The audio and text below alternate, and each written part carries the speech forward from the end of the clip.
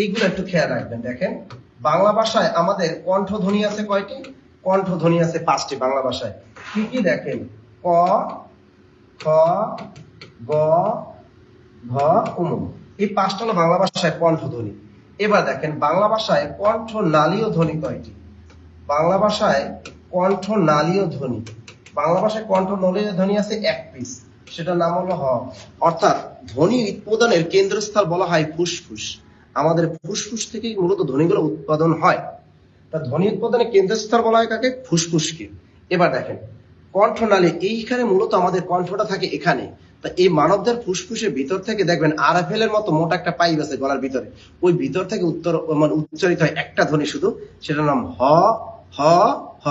রাজি হ আছে না, গ্রামে দেখবেন যে কি করে, মেয়ে বিয়েতে রাজি হয় না, তার মা বাবা মানে কি মাইরা কিনলায়া গুতাইয়া কিলাই গুতাইয়া রাজি হ, রাজি হ মানে কি আরেকজনের সাথে রিলেশন, তাতে কি হয়েছে? আরে হ রাজি হ।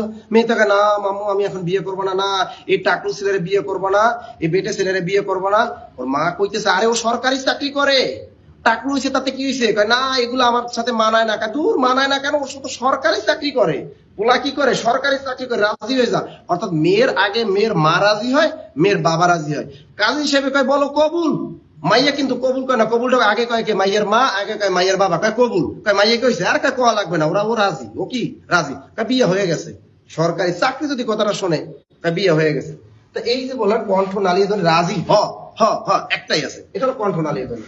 এবারে দেখেন আমাদের তালব্য ধ্বনি কোনগুলা?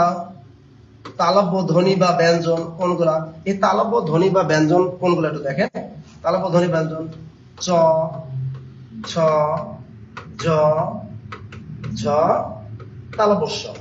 এই তালব্য ধ্বনি কয়টা? 3 আর 2 5। আমাদের বাংলা ভাষায় তালব্য ধ্বনি আছে কয়টা? কয়টা? 5টা আছে আমাদের তালব্য ধ্বনি। এবার দেখেন বাংলা ভাষায় মূর্ধন্য ধ্বনি আছে কয়টা? বাংলা ভাষায় মূর্ধন্য ধ্বনি বা মূর্ধন্য ব্যঞ্জনা হিসেবে আমরা চিনি, মূর্ধন্য ধ্বনি কয়টা? 6টা আছে, 6টা। সেই 6টা কি কি দেখেন? ট, ঠ, ড, ঢ, ডয় বিন্দু র, আর একটা কি ঢয় বিন্দু র। তাই কয়টা? 3 আর 3 6। তাহলে আমাদের বাংলা ভাষায় মূর্ধন্য ধ্বনি আছে কয়টা? 6টা। এটা কিন্তু সব নবম দশম শ্রেণীর নতুন বোর্ড বই আপডেট তথ্য। আর আমি কখনোই ব্যাকডেটের তথ্য আপনাদের দেই না, সেটা আপনারা জানেন। যারা আমাকে ফলো করেন, আমার ক্লাসগুলো নিয়মিত দেখেন, তাদেরকে সবসময় আপডেট তথ্যগুলোই দিই। তো এগুলো কিন্তু একটু খেয়াল রাখবেন। ভাষা ধ্বনি বর্ণের ক্লাসে কিন্তু আমি এগুলো কিন্তু আপনাদের লিখিয়ে দিই, এবং এগুলো কিন্তু সুন্দর মতো কিন্তু একদম আমাদের হাইলাইটস গুলো কিন্তু আমি সুন্দর মতো আপডেট তথ্যগুলো দেয়া আছে কিন্তু। ভাই একটা ভুলের কারণে দেখবেন আপনার কিন্তু অনেক লাইফটা ধ্বংস হয়ে যাবে, আপনি পরীক্ষায় টিকবেন না।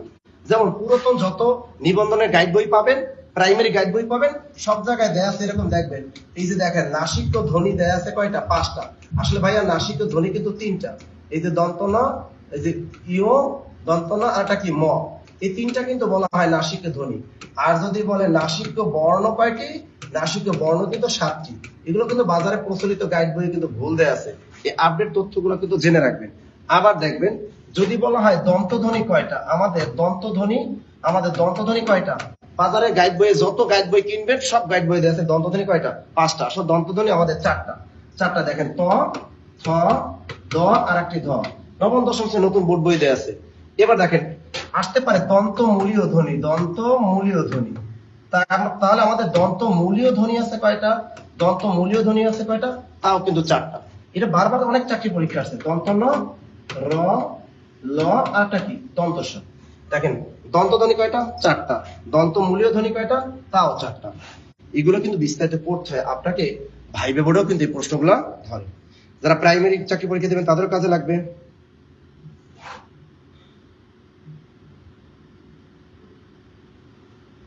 কি ক্লিয়ার? ক্লিয়ার? ক্লিয়ার মনে থাকবে। এবার একটু দেখেন সন্ধিতে চ ও জয়ের নাসিক্য ধ্বনি কি হয়? তাহলে কি অনুস্বার হয় না? দ্বিত্ব ধ্বনি হয় না? পাকা পাক্কা, সকাল সকাল এটা হয় না? অল্প প্রাণ মহাপ্রাণ ধ্বনি হয়? নো, এটা তালব্য হয়। চ ও জ কি হয়? এটা কিন্তু তালব্য হয়। কি হবে? তালব্য ধ্বনি হয়। এই যে তালব্য ধ্বনি চ আর জ আছে, তার সন্ধিতে চ ও জয়ের নাসিক্য ধ্বনি কি হয়? উত্তরটা হবে তালব্য, তালব্য, তালব্য। মনে থাকবে। এই অনুস্বার এটা হবে না।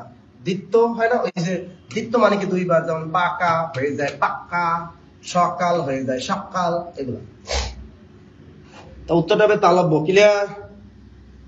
আচ্ছা আমাদের দেখেন একে আমাদের নাজমুল করিম ভাই লিখছেন জব মেডিসিন থেকে অনেক কিছু শিখেছি যা আগে জানতাম না। অসংখ্য ধন্যবাদ ভাই। যে মানুষ কৃতজ্ঞতা স্বীকার করতে কিন্তু কোনো সমস্যা না।